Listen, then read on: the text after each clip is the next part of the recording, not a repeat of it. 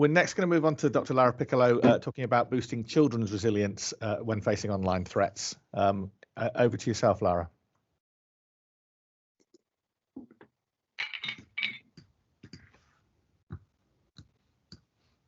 Hello? Yes, we can hear you. Can you see my screen? Yep. Yep, okay. Here we go then.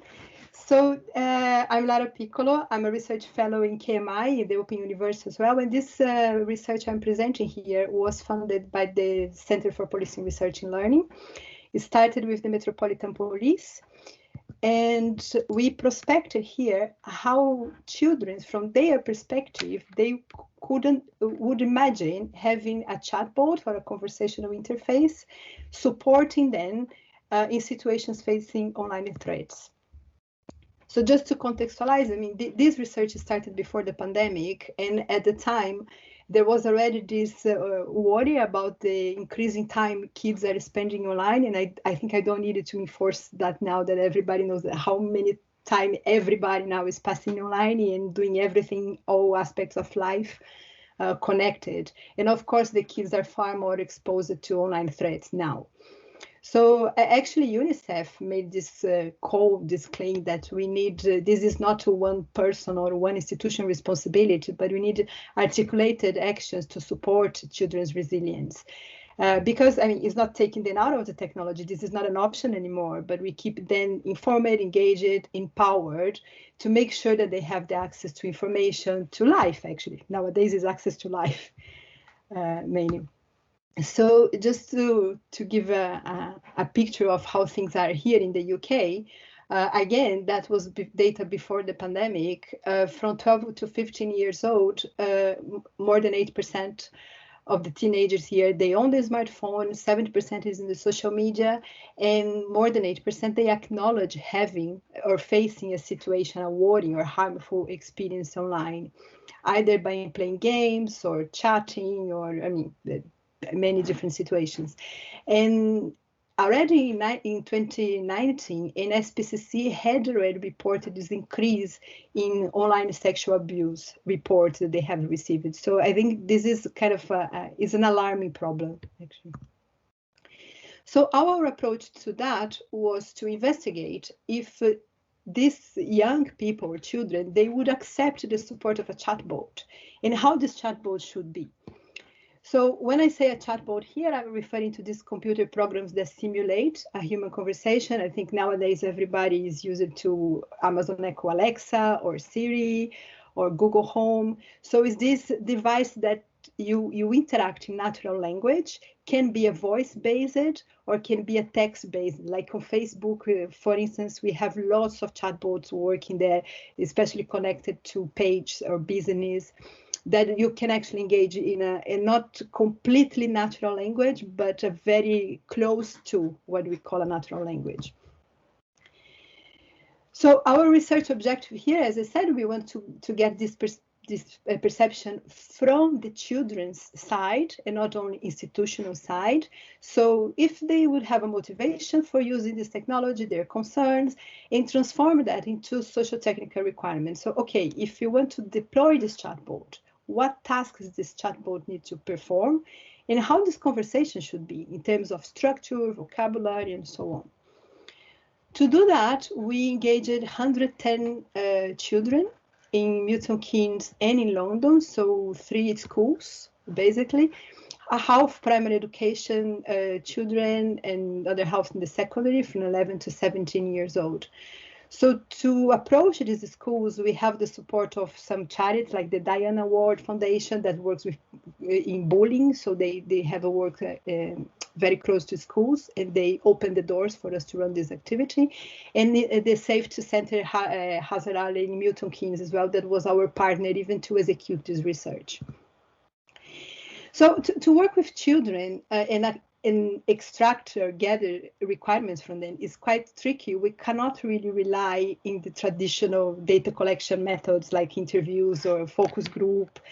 We need to be more creative and find ways to engage them and also to boost their creativity, their reflection, And the idea that we tried here, that was an innovation in this project, was to bring Lego figures, the minifigures, and we asked the children to perform with them. So they created like a bit of role playing, and every story they performed had to have a young person in a situation, in a worrying situation of online abuse, and they had to receive the report of the chatbot. So in all the groups that we had, they received this kit of minifigures that they could make up the way they want, exchange accessories, and they were completely free to do that. But they had to feature the chatbot and a young person. So we used these small stages, as you can see in the slide, like a stop motion stage, because then we could record the stories and not record the faces or anything that could identify the participating children here, only the dialogue indeed. So we had 8 workshops in total. Beyond this performance, recording this performance, that we had 22 videos after that, we also applied some other more traditional data collection methods to understand what was behind their decisions in the performances. So what would be the reasons to use or the reasons to not use, their concerns, and something, especially the negative feeling towards the chatbot, we can't really get from the performance. So we asked them to use these forms and small surveys, etc., just a complementary thing. So very briefly, I'm going to go through some highlights of the results. I'm not going to go into detail. Of course, if someone wants to know a little bit more about that, we also have this work published now. I'm happy to share it later.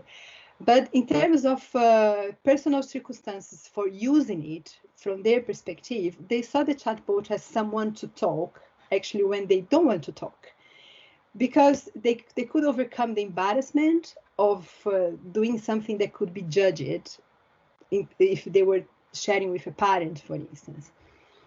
They identified very well that there is an ideal level of emotional stress and the severity of the situation in which the chatbot is useful. If things are too critical, don't go for that. Or sometimes you can go for that to evaluate the severity. And that was a point that was very clear in the results. Kind of worrying from the technical perspective of this work is that they showed a high expectation for performance.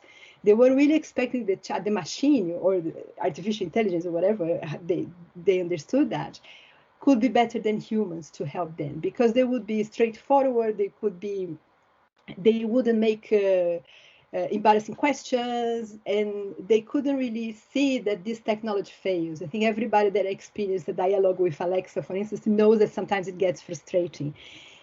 And so this, in technical terms, this is a huge challenge to build something that really, match this expectation and not fail in a critical situation. So that's a good research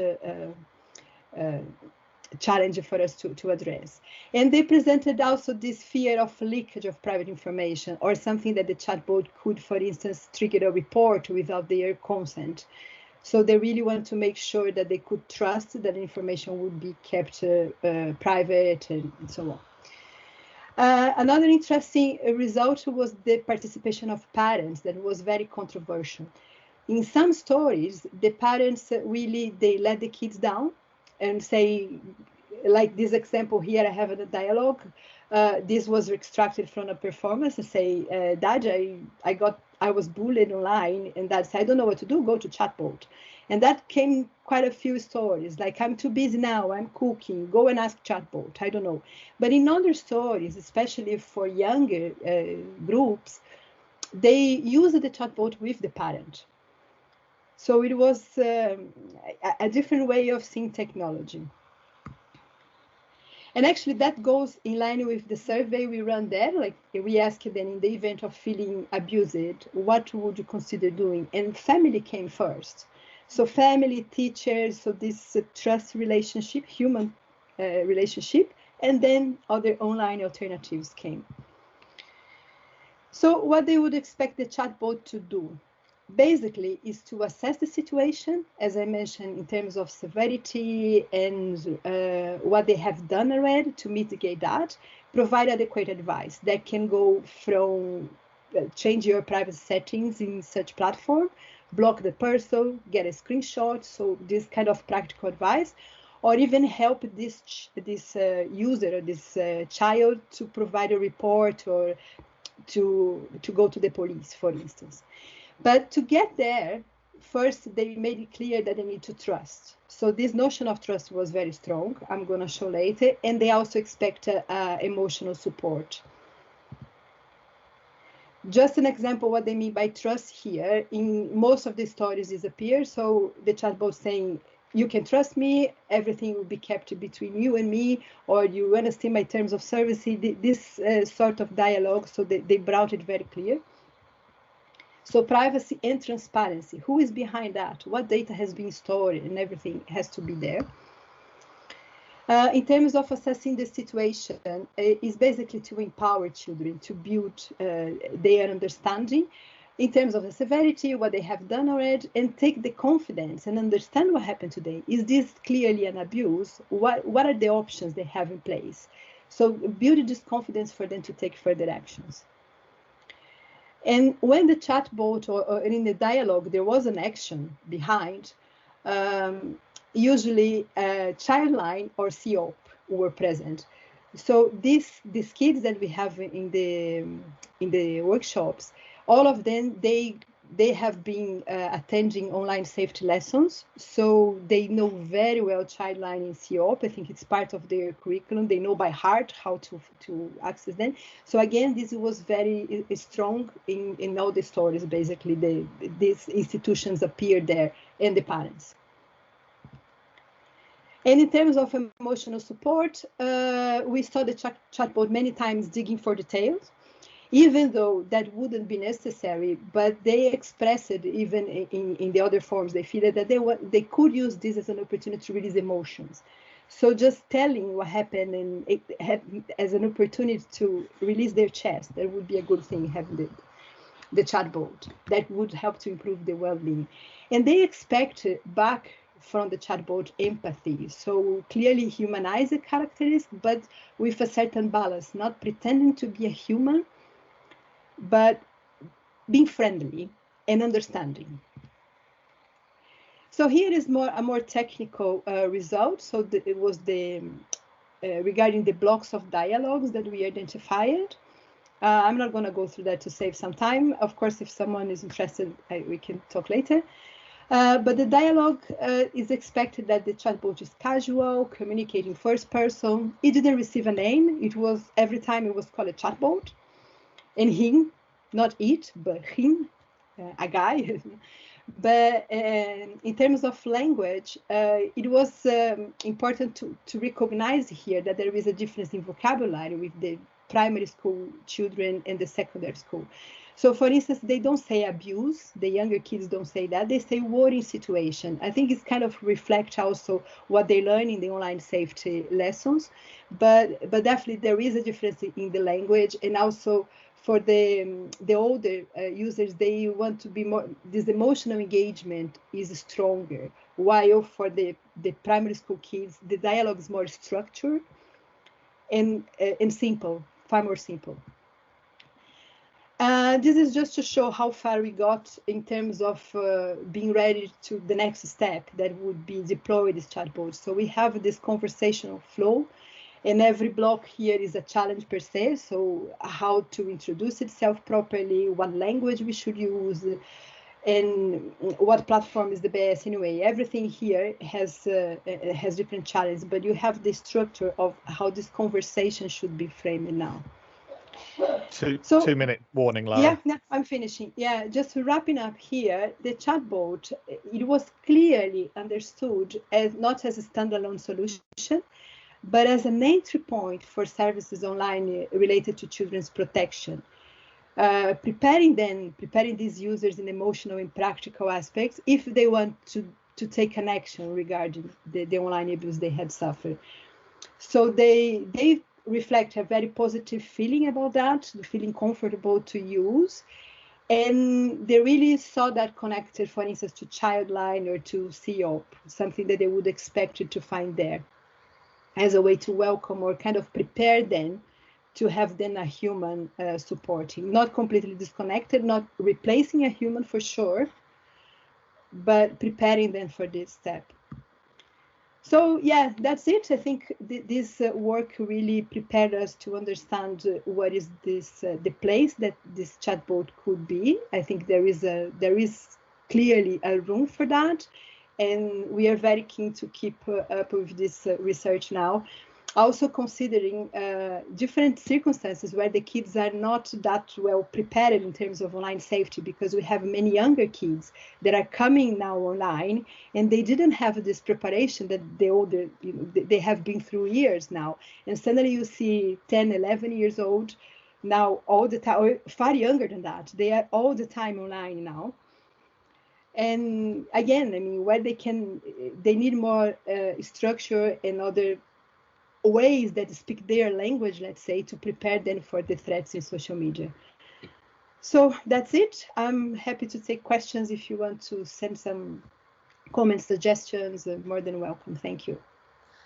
Thank you very much, Lara. That was fascinating. I particularly like the role playing with the Lego figures. I think that's a really innovative and interesting piece or method to actually elicit responses.